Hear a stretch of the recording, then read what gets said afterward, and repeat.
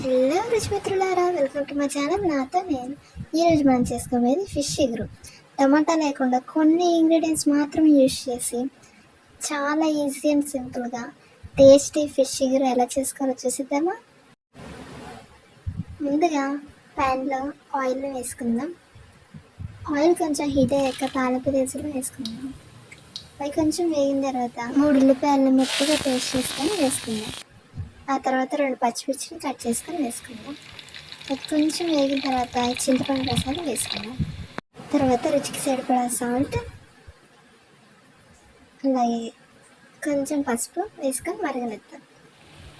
అది కొంచెం మరిగిన తర్వాత 2 టేబుల్ స్పూన్ల కారం వేసుకుందాం. మీ స్పైస్ లెవెల్స్కి తగ్గట్టు వేసుకోండి. అలాగే 1 స్పూన్ ధనియా పౌడర్ వేసుకుందాం. ఇవి కొంచెం కలుపుకొని వేగనిద్దాం.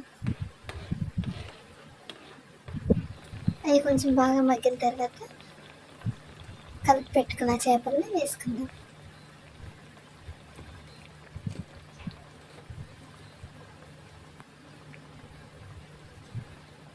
చూసారా, ఇలా ఆయిల్ సపరేట్ అయ్యే వరకు మగ్గనిస్తే చాలు, అంతే, రెడీ.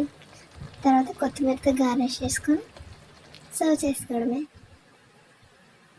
చూసారా, ఎంతో ఈజీ అండ్ సింపుల్గా అతి తక్కువ ఇంగ్రీడియంట్స్తో ఫిష్ ఎగురు చేసుకుందాం.